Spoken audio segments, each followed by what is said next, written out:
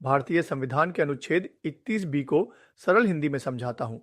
साथ ही कुछ अंग्रेजी शब्दों का भी उपयोग करूंगा ताकि आप इसे आसानी से समझ सकें। अनुच्छेद 31 बी कुछ अधिनियमों और विनियमों का विधिमान्यकरण, validation of certain acts and regulations. सीधा अर्थ, यह अनुच्छेद कुछ विशेष कानूनों और नियमों को कानूनी रूप से सही ठहराता है, भले ही वे मौलिक अधिकारों के खिलाफ क्यों न हो।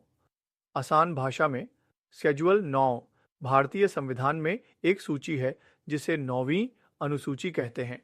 इस सूची में कुछ कानूनों को डाला गया है।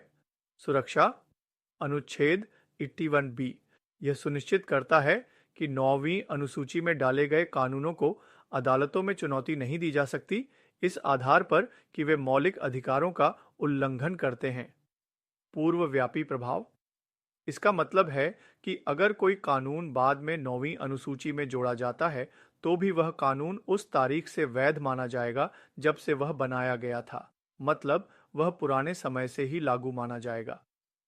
भूमि सुधार, शुरुआत में इस अनुच्छेद का मुख्य उद्देश्य भूमि सुधार कानूनों को सुरक्षित करना था ताकि जमींदारी प्रथा को खत्म किया जा सके और भूमि का समान वितरण हो सके।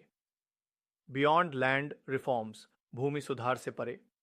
बाद में 9वीं अनुसूची में अन्य कानूनों को भी जोड़ा गया जिससे इस अनुच्छेद का दायरा बढ़ गया।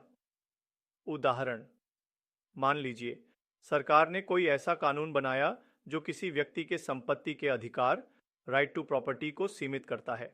अगर उस कानून को 9वीं अनुसूची में डाल दिया जाता है तो अनुच्छेद 21 बी के तहत उस कानून को अदालत में इस आधार पर चुनौती नहीं दी जा सकती कि वह मौलिक अधिकारों के खिलाफ है।